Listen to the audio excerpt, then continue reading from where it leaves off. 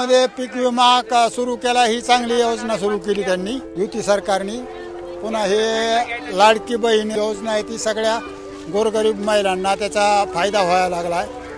पुन्हा एसटीचे फुकट पास केल्यात आहे, त्याच्यामुळे सगळ्या ज्येष्ठ नागरिकांना कुठं तीर्थयात्रेला कुठं जायचं जरी झालं तरी त्यांना जाता येतं दवाखान्यात वगैरे। ही एक चांगली योजना त्यांनी राबवली। तसं काँग्रेसच्या काळामध्ये काही नव्हत्या सुविधा पहिल्या। योजना काढली, रस्ते केरते, रस्ते चांगले झाले, लाडकी बहीण योजना काढली त्याने, ते चांगले।